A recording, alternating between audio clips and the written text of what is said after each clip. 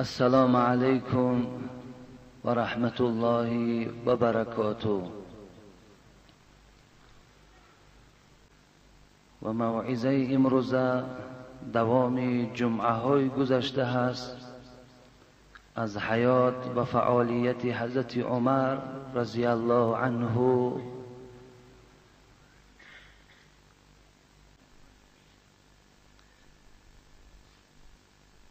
رسول اکرم صلی الله علیه و سلم بار همراه صحابه ها نشسته بود و به سخنرانی آغاز کرد. گفت حبب الی من الدنیا ثلاث من دنیاکم ثلاث. امتان من، پیروان قرآن، من از همین دنیایی که حیات دارم، همراه شما زندگی دارم، سه چیز از این دنیا را دوست می دارم. حضرت آغاز کردن الطیب و جعلت قرة عین فی الصلاة و النساء. یکم خوشبویی را دوست می دارم، همیشه می خواهم چه شب باشد چه روز باشد، چه در حالت بیداری چه در حالت خواب، خوشبویی بدن من بوی خوش کند. حتی ببین خدا رحمت کند فقهای ما و شما را، حتی مرده ها ما میگویند خوشبویی کنید مرده ها را. این سنت رسول اکرم صلی الله علیه و آله و سلم است که ما برادرای عزیز و گرامی همیشه بوی خوش کنیم، همیشه از بدنهای ما و شما بوی عطر، بوی مشک همیشه می برآمدگی باشد. این حبیب خدا دوست می داشتند. چیزی را رسول اکرم دوست داشتند ما نیز باید که دوست داریم. الحمدلله امروز اینقدر خوشبویی ها زیاد هستند. استفاده برین، زنده کردن سنت پیغمبر است. شما در پیشگاه خداوند اجر پاداش میگیرید. نگوید من مستفید هستم، نگوید که من کمپیر هستم، نگوید که من جوان هستم. مثلا همه شما باید که بوی خوش کنید. دویم حبیب خدا گفتند نماز دوست می‌دارم، عبادت دوست می‌دارم. سوم چیزی که رسول اکرم گفتند این بود که زن را دوست می‌دارم. مقصد از زن آن زنهایی که در نکاح داشت مطلب این نیست، بلکه زن را دوست می‌دارم. مقصد زن چی مادر باشد، زن چی خواهر باشد، زن چی زن مسلمان باشد، به خاطر خدا اینها را دوست می‌دارم. با زنهاتان معامله خوب کنید، زنهاتان را دوست دارید. رسول اکرم ولی نسائکم علیکم حقا میگوید یقین دانید که انا همین زنهایی که امروز در نکاح شما هستند به گردن شما حقها دارند. چه حق دارند؟ حقهن علیکم ان تحسنوا الیهن فی کسوتهن و طعامهن ولا تضرب الوجه ولا تقبه ولا تهجر الا فی البیت. رسول اکرم صلی الله علیه و سلم میگوید وقتی که بیهوده نزنید، زنها را سیاه و کبود نسازید. دوم اینکه زنها را دشنامهای قبیح ندهید. این فرمان پیغمبر خدا است، اجرا نکنید دادرای عزیز، در پیشگاه خدا گناهگار میشوید. سوم اگر زنها به خاطر که مبادای شما را دلتانم که رنجاندن، به خاطر که اونها را درس دادن، اونها را تعلیم دادن، جایگاه خوابتم که از پهلوش جدا کردی، در همان خانه جدا کن که خود زن در همون خانه خواب است. دیگر اینکه طعام زنها هم به گردن شما هست، زنها را از طعام آماده کنید. دیگر لباس گفتن پیغمبر خدا، لباس های زنها هم به ذمه شما هستند. ولی امروز عید است، من باور دارم، لیکن برای زنها نخریدند، برای دخترهاشان لباسی خوب نخریدند، برای مادرهاشان لباسی خوب نخریدند. اگر بعضش برای زن و دخترش خریده باشند برای مادرش خریدگی. مرد نزد رسول اکرم آمد ما احق الناس بحسن صحابتی، از همه در نزدیکترین نزدیک پیغمبر خدا به سوی من کیست؟ حبیب خدا چی گفتند؟ امک ثم من امک ثم من امک. مادرت گفتن. حبیب خدا یاد کردن. من نمیگویم که در زنهاتان خدمت نکنید، لیکن حق اول حق مادر است. مادر خوشنود کنید، مادرهاتون یاری رسانید، مادرهاتون دعاشون در این روزهای خیلی پرقیمت گیرید.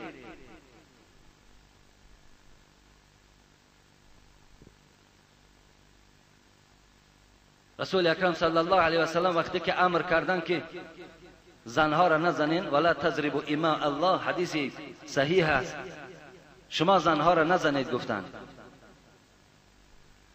حضرت عمر رضی الله عنه حجره پیغمبر در آمد، زائرن النساء علی ازواجهن، پیغمبر خدا شما گفتید زنها را نزنید، طی چند ماه شد که ما زنها را نمیزنیم، با زنها کار نداریم، لیکن این زنها از حد گذرانیدن، ما را اطاعت نمیکنند.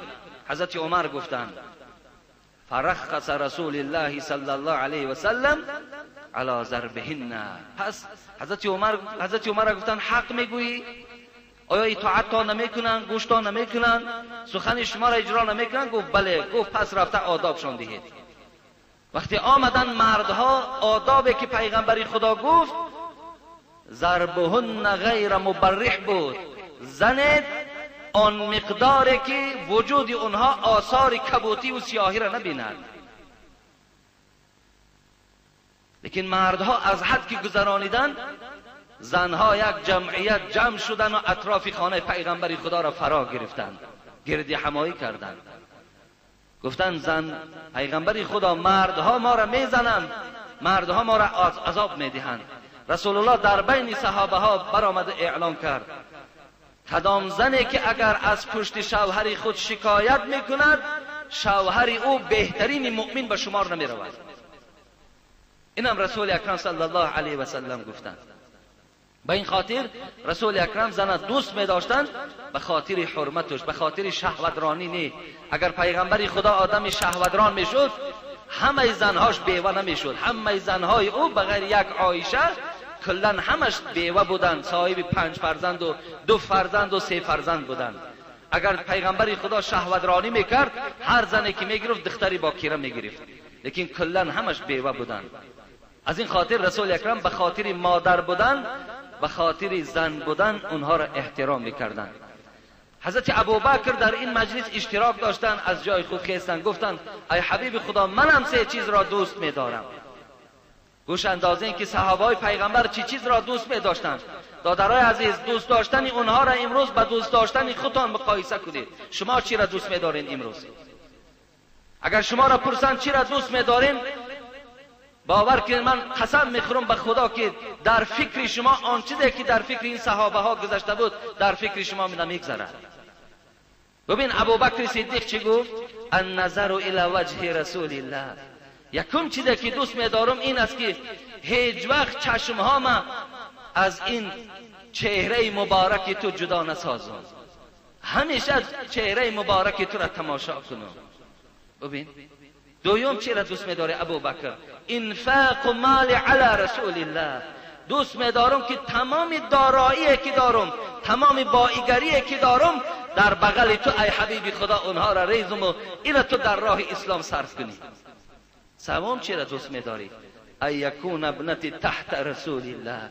دوست می‌دارم که یکی از دخترهای محبوب ترینم که عایشه است در نکاح تو باشد. ببین 3 چیز ابوبکر صدیق دوست می داشتند. حضرت عمر رضی الله عنه از جای خود خیست. ببینید گفتن حبیب خدا منم 3 چیز را دوست می دارم.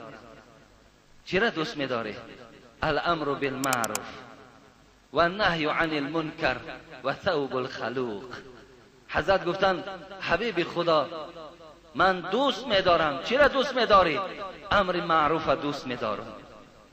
باز چی را دوست می‌داری؟ نهی منکر دوست می‌دارم. باز چی را دوست می‌داری؟ دوست می‌دارم که لباسام همیشه از پارگی عبارت باشد. این 3 چیزی بود که حضرت عمر دوست می‌داشتند. ببین امروز بعضی برادرای ما و شما باور کن تا جایی که امر معروف گوش کند صدای را گوش می‌کند که این گوش‌ها همش مسئولیت در پیشگاه خدا دارند. اینا در پیشگاه خدا جواب می‌گویند. عمر امر معروف دوست می‌دارد، عمر نهی منکر دوست می‌دارد، عمر لباس پارگیدار دوست می‌دارد. چرا ما دوست نداریم؟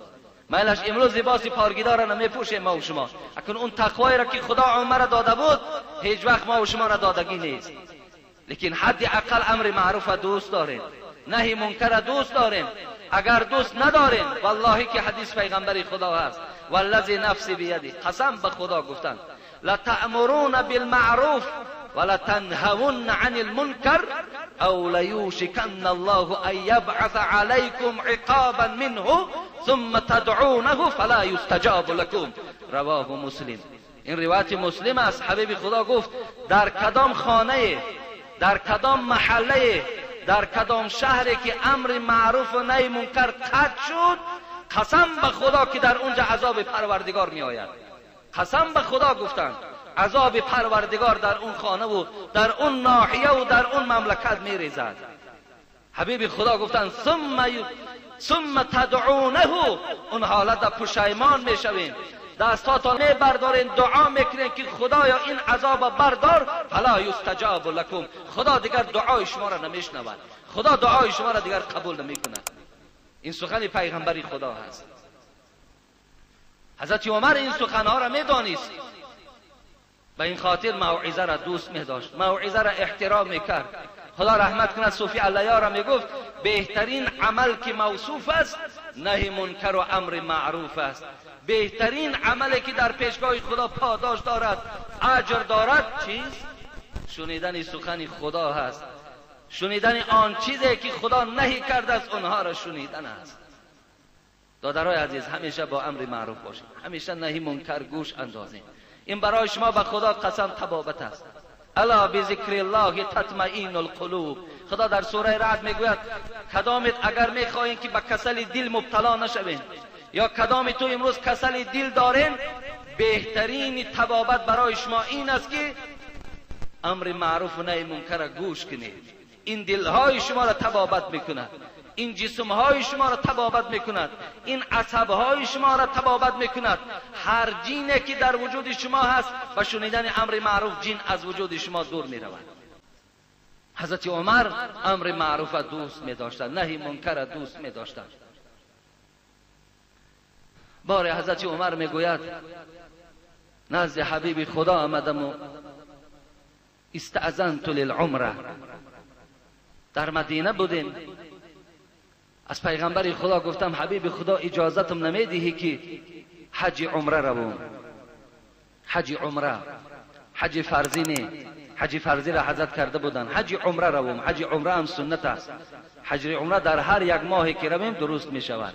فقط سعی صفا و مروه دارد، فقط طواف دارد، مقصد عرفات ندارد، چگونه که در حج فرضی فرض است. در تمام سال این سنت است که روین ان شاء الله شما ثواب میگیرین اگر شرایطاتون باشد. آمدم پیش حبیب خدا و گفتم ای حبیب خدا میخواهم که حج عمره روم. در حدیث بسیار با دقت باشین چی گفتم پیغمبر خدا حضرت عمر؟ لا تنسنا یا اخی من دعائک. فقال کلمة ما یسرنی ان لی بها الدنیا. حضرت عمر گفتن وقتی که من اجازت حج عمره را از پیغمبر خدا درخواست کردم، رسول اکرم چنان جواب گفت قسم به خدا اگر تمام دنیا را در عوض این کلمه برای میدادن من قبول نمیکردم. تمام دنیا را با تمام قصرش، با تمام زیور و زیوراتش اگر میدادن، من به این جمله که پیغمبر خدا گفت هیچ وقت عوضش نمیکنم. این چی جمله باشد؟ لا تنسنا یا اخی من دعائک. عمر گفتن راه سفید برای تو رو، گفتن حج عمره را بکن لیکن در دعات محمد فراموش نکن. ببین، لیکن در دعات وقتی طواف کردی و در عبادت نشستی، محمد که حبیب خداست در دعات و یاد کن، در حق محمد دعا کن. این از این خیلی بزرگی است برادر عزیز، این خیلی بشارت بلند، این خیلی بهای کلام برای عمر رضی الله تعالی عنه هست. در دعات محمد یاد کن، محمدی که اگر دعای عمر هم نمیشد و در پیشگاه پروردگار محبوب ترین بنده هست، لیکن شرف عمر برای تمام امت اسلام اعلان کرد که ببین از عمر دعا میخواهد رسول اکرم صلی الله علیه و سلم. شب معراج بود. رسول اکرم صلی الله علیه و سلم هر یک قبط آسمان در یک پیغمبری را زیارت میکرد.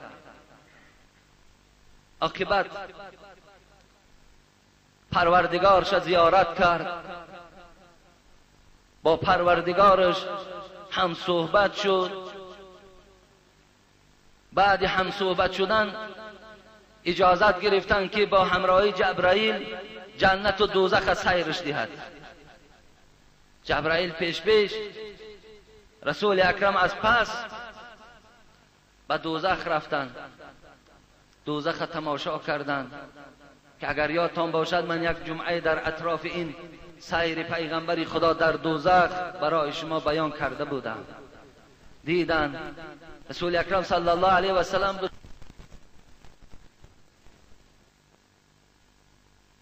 پیغمبری مهربان که بودند بسیار از دوزخ خسته شدند، عذابهای دردناک دیدند، عذابهای هر گونه را دیدند، بسیار حضرت خسته شدند.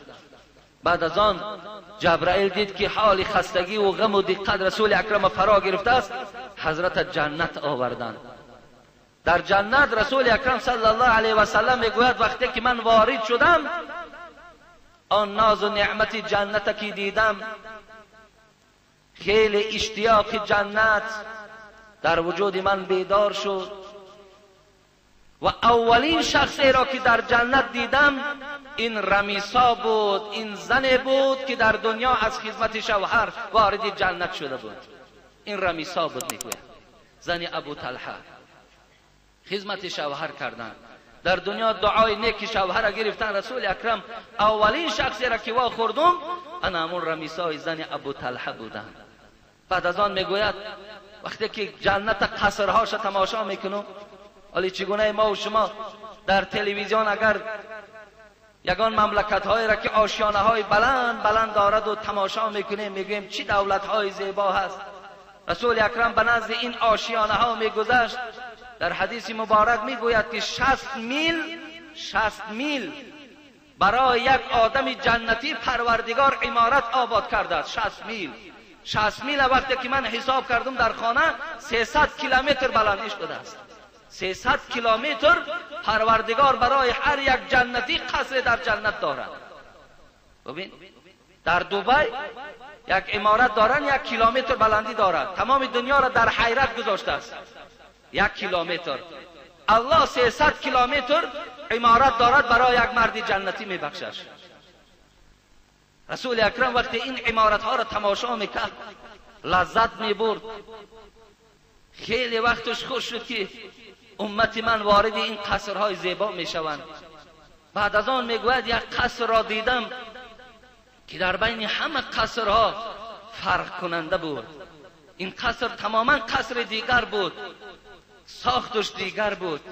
آن چیزی که در اونجا استفاده شده بود اون هم از مصالح های خیلی قیمت استفاده شده بود. فابصرت، نگاه کردم، فقلت لمن هذا، پرسیدم گفتم این قصر زیبایی که فرق کننده است این قصر کی باشد؟ فقال لعمر ابن الخطاب. ببین جواب از جنت می آید. این قصر که می بینی خیلی دیگرگونه است، این قصر عمر فرزند خطاب است. رسول اکرم صلی الله علیه و سلم وقتی که از شب معراج گشتن این حکایه را در زمین در پیش عمر حکایت دارند، در نزد مردم حکایت دارند، سیر جنت حکایت دارند. حضرت عمر گوش میکرد. وقتی که این سخن حضرت رسول اکرم صلی الله علیه و سلم گفتند فاردت ان ادخله، وقتی گفتن این از عمر ابن الخطاب است اراده کردم اینکه وارد شوم، خواستم درونی باید تماشا کنم. فذکرت غیرتک، میگد به سوی عمر نگاه کرد و گفت، عمر میگد پرسید رسول اکرم آیا واردی اون خانه شدی یا نشدی؟ رسول الله گفت که غیرتی تو مرا نگذاشت که وارد خانه تو شوم، غیرتی تو نگذاشت که من وارد خانه تو شوم. رسول اکرم فبکا عمر، عمر مثل کودک میگریست در پیش پیغمبر خدا، میگفت علیک اغار، ای حبیب خدا پدر و مادرم فدای تو باد، نخواه که من از تو دیده با غیرت تر باشم، نخواه که من از تو دیده جسارتی بلند داشته باشم. رسول اکرم میگوید نگذاشت که غیرت تو، نگذاشت که من وارد قصر تو شوم. این انا همان عمر هست که شاید بعض ناخلف ها نسبت عمر تحقیر داشته باشد، بعض انسان های ناپاک و افلاس حضرت عمر مورد محاکمه قرار دهند. انا همون عمر هست که من از زبان پیغمبر ترجمه حال او را، فعالیت او را، بزرگی او را به زبان شما گفته ایستادم، به گوش شما رسانیده ایستادم. حضرت عمر آدمی با غیرت بودند، البته غیرت داشتند. بار رسول اکرم صلی الله علیه و سلم از جهاد برگشتند، با غنیمت بسیار و با غلبه برگشتند. به ناگاه میگوید یک زنی سیاه پوسته در دستش یک دایره داشت، آمد پیش پیغمبر خدا را گرفت و گفت حبیب خدا، پیش از آن که تو جهاد رفتی من نظر کردم که رسول اکرم اگر صحت و سلامت برگردد، با غلبه برگردد، من در پیش او دف میزنم، دایره میزنم. حبیب خدا این من نظر کردم.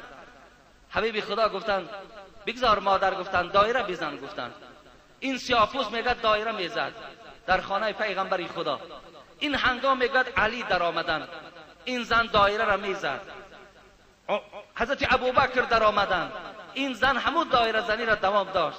حضرت عثمان در آمدند، این زن از دایره زنی باز نایستاد.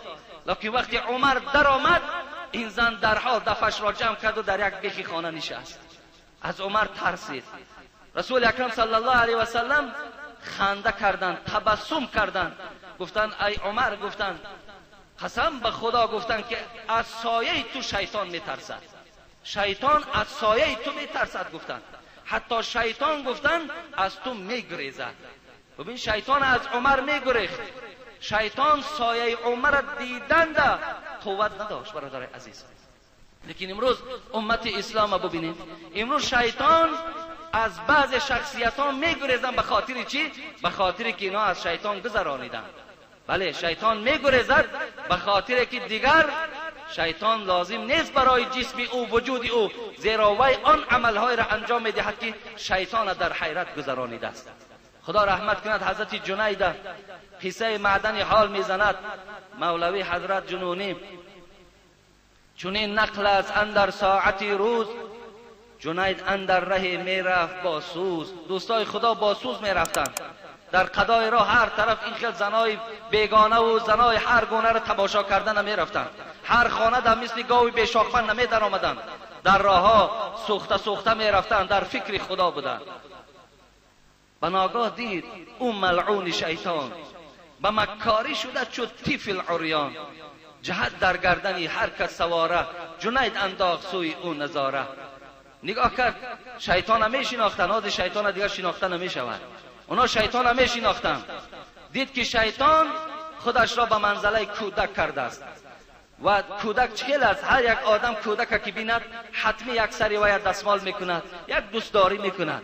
شیطان میدانست که خودش به کی مبدل کند و هر یک شخص می آمد این طفل می برداشت، نمیدانست که این شیطان است. بوسه میزد، به او پیسه میداد، به او غذا میداد. جنید که وی شناخت به اون نظاره کرد، گفت عیب نمیدانی، عیب نمیدانی گفت که در گردن این مردم سوار بشوی، عیب نمیدانی که این مردم با تو اینقدر معامله خوب دارن، عیب نمیدانی گفت، از خدا نمیترسی. لیکن ابلیس چی جواب گفت؟ جواب ابلیس ببینه، بسیار جواب قابل قبول به جنید گفتن. جواب گفتن که جنید دیگر عاجز آمدن. بگفت ابلیس مردم نیست اینها، چو گاو و خرچران در روی دنیا. اینایی که میبینی من سوارشان میشوم، اینا را تو گفت آدم نگو، اینا را مردم نگو، اینا کسانی هستند که چو گاو و خرچران در روی دنیا. بود مردم همان قوم جگرریش که رای حق پرستی کرده در پیش. آجا تو مردم گفت جنید تو هستی، هر یک دم میسوزی، هر یک دم در یاد خدایی، هر یک دم در فکر قیامتی. اینا پروای قیامت هم ندارن، پروای گور هم ندارن. بعضش آنقدر به انصاف است که زنده شدن در قبر باور ندارد، اگرچه نماز هم که خواند، ولی این حقیقت دارد. باور کنین بعضش نماز هم میخواند، قیامت در باور ندارد. زنده شدن در قبر و عذاب و راحت قبر در باور ندارد. شیطان گفت، جنید گفت، هیچ وقت نگوین خیر. اون مردمی که با تقوا هست، خدا ترس هست، با اونا من چقه نمیشوم، من قوتم ندارم با اونا نزدیک شوم. لیکن اینهایش که از من گذرانیدن، اینا همش گاو و خری من هستن، من اینا را سوار میشوم. اینا معدن حال میگوید، یکی از من نرنجد یگان کس.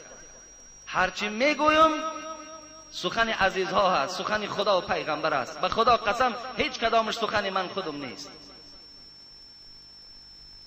حضرت عمر غیرت داشتن، رسول اکرم گفتن شیطان از تو میگریزد ای عمر.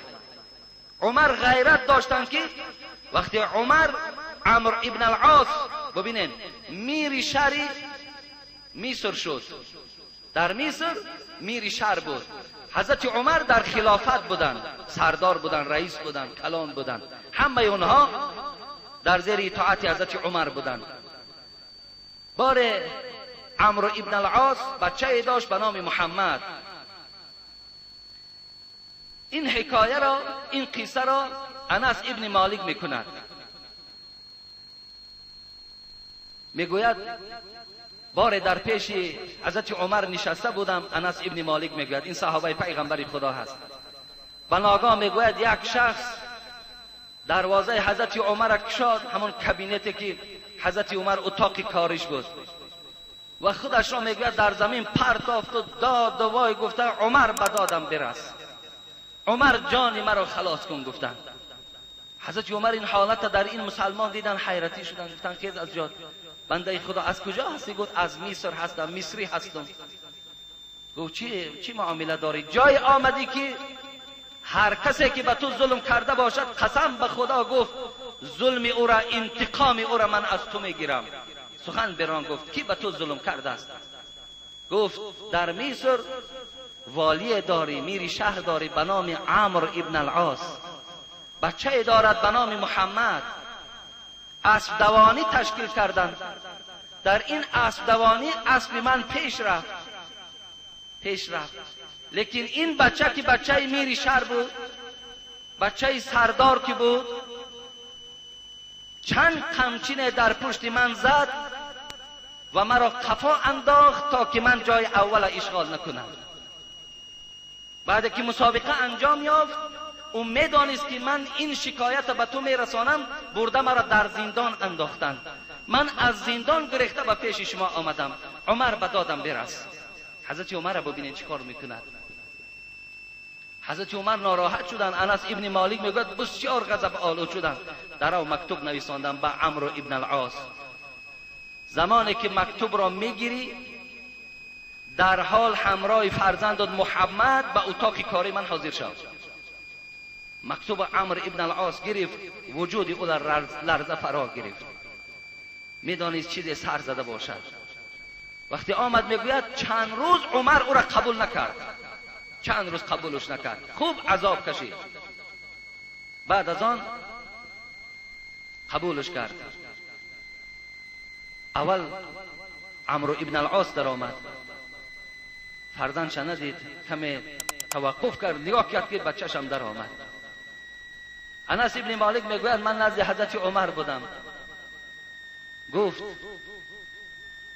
ای عمرو، گفت این مردمی که آزاد از مادر تولد شدن برای چی همه اینا برای خود غلام گردانیدی؟ گفت چیکار کردیم حضرت؟ گفت مصری را درآور نزد من. مصری در آمد. گفت اینا دیدین؟ گفت بله دیدم.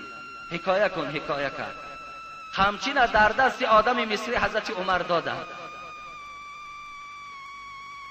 محمد بچه اد را در تنه خرما ببند. بستند. بگیر قصاصت را از بچه آن کسی که افتخاری به پدر و مادرش کردند. بگیر گفت این افتخاری با همین تکیه بر همین کرده بود و الا این کی دارد گفت. در پیش پدرش گفت قصاص تا بگیر گفت. این میگوید انس ابن مالک میگوید یک چند ضربه زدن. اول میگوید انس میگوید من بسیار طلبکار بودم که عمر بسیار خوب کرد قصاص از این مرد گرفت، لیکن وقتی دیدم که بسیار به شدت میزد حضرت عمر گفتم که باز دار ویا بس است برای او. حضرت عمر امر کرد باز اس گفت قمچی نگو در تن عمرو ابن العاص بزن، پدری او را بزن. گفت که این آدم مصری آدم عادی بودن. گفتن حضرت گفتن من از شما راضی شدم. گفت این کس به من جبر کرده بود، من حقی خود من از پشت این آدم گرفتم، لیکن من به پدر این کس گفت کار ندارم. ببین این غیرت نیست؟ این غیرت حضرت عمر بودن، هم غیرت بودن هم چی بودن؟ هم عدالت حضرت عمر بودن. خدا رحمت کند حضرت عمر رضی الله عنه را. بار رسول اکرم صلی الله علیه و سلم در حدیث مبارک گفتند لا یؤمن احدکم حتی اکون احب الیه من والده و ولده و الناس اجمعین. اینم روایت مسلم است. ایمان شما کامل نیست ای بندگان خدا تا زمانی که شما خدا و رسول او را از پدرتان، از مادرتان، از تمام یاری رفیق، از تمام نزدیکترین انسان اگر شما دوست ندارید، خدا و رسول او را اگر از پدر و مادر و از یار و رفیق و از مال و چیزی دنیا اگر دوست ندارید، ایمان شما کامل نیست. گفتند پیش از آنه که من دوام اینه که با عمر وابستگی دارد بیان کنم، اینجا یک چیز یادم آمد. ببین رسول اکرم میگوید اگر شما خدا و پیغمبر را از پدر و مادرتان، از فرزندهایتان، از تمام مردم، از آن چیزی که در خزینه داری دوست نداری، ایمان تو ایمان کامل نیست. ایمان تو ایمان کامل نیست. برادرای عزیز و گرامی، حق است این حق است. زیرا رسول اکرم در دیگر حدیث مبارک میگوید که تا زمانی که اگر ما خدا و پیغمبر از اینها دیده بالاتر دوست نداریم، ما حلاوت ایمان چشیده نمیتوانیم، شیرینی ایمان ما حس کرده نمیتوانیم. دیگر این که برادرای عزیز و گرامی، چرا ما الله را دوست نداریم؟ اللهی که به بندگانش مهربان است، اللهی که بندگانش نوازش میکند، اللهی که در قرآن سوره رعد میگوید له معقبات من بین یدیه و من خلفه یحفظونه من امر الله. ببین پروردگار میگوید من شما را ای بندگان خدا، ای مخلوقات دوست می‌دارم، به خاطر دوست داشتن برای شما 4 ملائکه را پاسبان پرتافتم. ببین 4 ملائکه شما را شب و روز محافظت میکنند، شب و روز. مفسرای قرآن میگن 2 تا این کرامن کاتبین است که نیکی ها و بدی های شما را مینویسد، لکن 2 این از پیش و از پس تو همیشه تو را محافظت از ضرر جن ها میکند تا که جن ها به شما ضرر نرساند. برادرای عزیز گرامی، آیا این مهربانی نیست؟ یک پدر و مادر یا یک یار رفیقی که یا اگر یک پاسبان یا هم تلخیو که میگویم اگر در ما باشدن اونا شب خواب میکنن، لیکن اینا خواب نمیکنن، همه زمان اونا بیدار هستن. بندگانش چیکار میکنند؟ پاسبانی میکنند. ببین ما تا این اندازه در بعض مورد انصافمان از ما دور است که برای همون پاسبان هایی که جدا کردیم 2 کس باشد 3 کس باشد شاید کمترین $100 جدا میکنیم. $100 هر یک سری پاسبانه برای که مرا محافظت میکند که یگان شخص بر من نزدیک نشود، برای اونا جدا میکنیم. لیکن همون انسان برای همین پاسبان هایی که خدا از ضرر جن نگاش میکنند اگر روگوی $100 در راه خدا تی نمیتد باور کن. $100 در راه خدا خیر کن برای خاطر همین پاسبان هایی که تو را از جن نگاه میکنند. این پاسبان های دنیا که بخیر از بسیار دیدیم، شخصایی که پاسبان داشتن پاسبانش هم از دنیا گذشت، خودش هم از دنیا گذشت، پاسبان ها پیش راهش گرفتن نتوانستند. لیکن این محافظتچی های پروردگار تو را از ضرر جن نگاه میکنند، تو را نمیگذارن که جن ها در وجود تو درآیند، شما را تیکه تیکه کنن و شما را بیهوش و شما را بی مینه و دیوانه کنند. پروردگار میگه این مهربانی پروردگار است، مهربانی خداوند است که و این لکم فی الانعام لعبرة، ببین خداوند در سوره مبارکه چی میگوید؟ میگوید ای مردم مسلمان، من از شما خدای مهربان. شما نظر کنید در چارپاها میگوید، نظر کن در گاو نظر کن میگوید و این لکم فی الانعام لعبرة نسقیکم من بطونه من بین فرث و دم لبنا خالصا سائغا للشاربین. پروردگار میگوید ببین من چگونه مهربان هستم که از داخل شکم که پر از نجاست و پر از خون است، از داخل او برای شما شیری صاف تازه ببوی برای شما بیرون میکنم تا که شما نوشید. ببین یک ماه رمضان اکثریت شما با شیر گاو رمضان گذرانیدین، چه از سحر اکثریت شما چه از گرسوز و چه از شیرچای چه از دیگر نمودهایی که با شیر می شود شما استفاده بردین. پروردگار میگوید منم آن خدایی که از داخل این برای شما شیر بیرون کردم تا که شما خورین، تا که شما قوت گیرین، تا که شما پروردگارتون چیکار کنین؟ پروردگارتون شناسید. البته این چی هست؟ اینها مهربانی پروردگار هستند. باید ما پروردگار مانه، پیغمبر مانه، از پدر و مادر مان، از یار و رفیق مان، از آن چیزی که هست بالاتر البته دوست داریم. حضرت عمر میگوید وقتی این سخن شنیدن گفتن انت احب الی من کل شیء الا من نفسی. ای رسول اکرم گفتن تو برای من محبوب تر هستی از همه آن چیزی که در روی دنیا دارم، فقط از جانم دیده، جان من دوست می‌دارم. رسول اکرم صلی الله علیه و سلم گفتن، عمر گفتن حتی که از جان تو مگر مرا دوست نداری ایمان تو کامل نیست. عمر میگوید یک دم تفکر کردند و گفتن آخر من همان عمر بودم که همنشین ابو جهل و ابو لهب بودم، من همان عمر بودم که کارت کشیدم برای بریدن گردن همین حبیب خدا، من همان عمر بودم که هیچ وقت حق مظلوم از ظالم نمی گرفتم بلکه ظلم می کردم، بلکه بالای مردم عذاب و مشقت می آوردم. همه این اصلاحیتی که در من است، همه این بهبودی که در من است، همه این احترامی که نسبت من است، همش طفیل محمد صلی الله علیه و سلم است. اینت با فکرشان گذرانیدن و گفتم پیغمبری خدا حتی که از جان من دوستت می‌دارم. رسول اکرم صلی الله علیه و سلم این حالت در جواب گفتن انا گفتن عمر تو نیکبختی و دنیا و آخرت برخوردار شدی. حضرت عمر صاحب کرامات هم بودن، صاحب کرامات بودن. از صاحب کراماتاش این است، میگه وقتی که همین عمرو ابن العاص در مصر میریشر شدن، مردم آمدن گفتن ای عمرو ابن العاص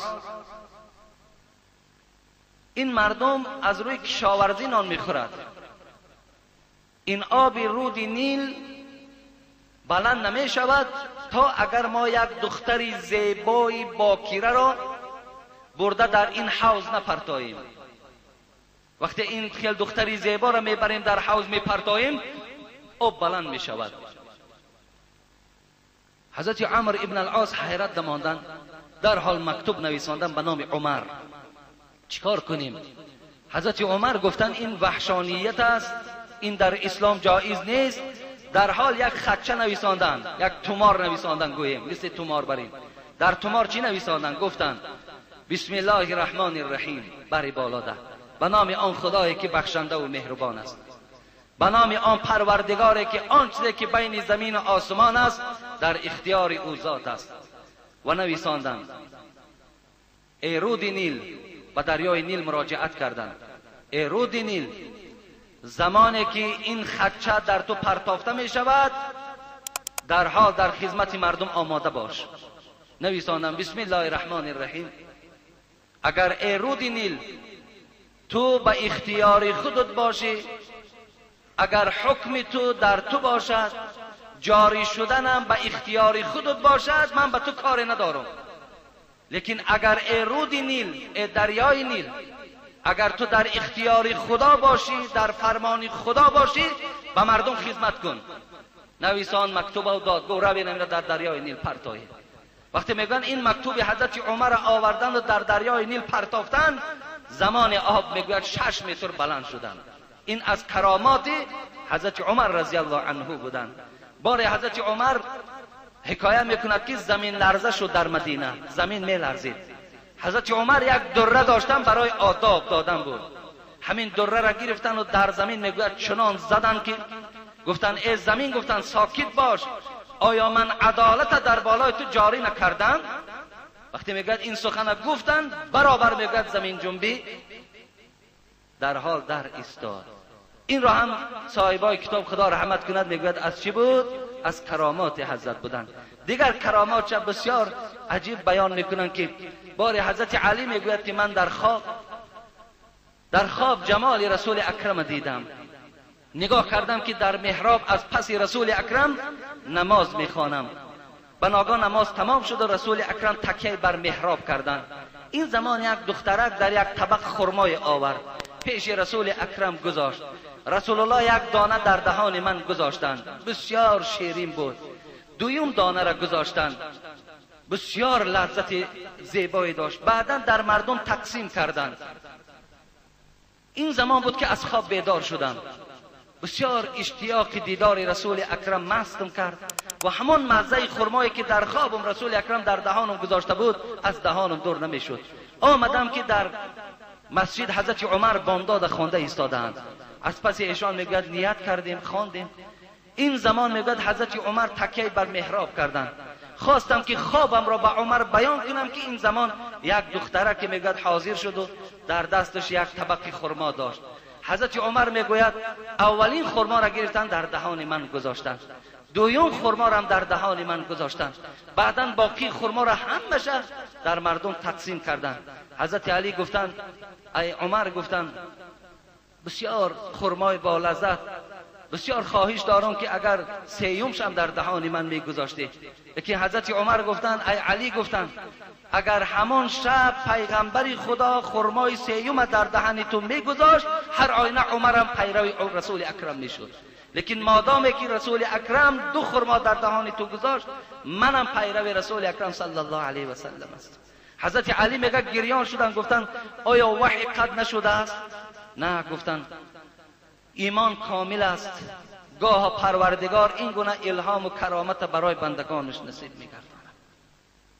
این بود از بعض کرامات هایی که حضرت عمر رضی الله عنه صاحب بودند. ان شاء الله خدا خواسته باشد من جمعه آینده باز از قصه های حضرت عمر رضی الله عنه برای شما صحبت میکنم تا که ما و شما احوال ایشان، از زندگی ایشان، از برکات و بزرگی ایشان برخوردار شویم.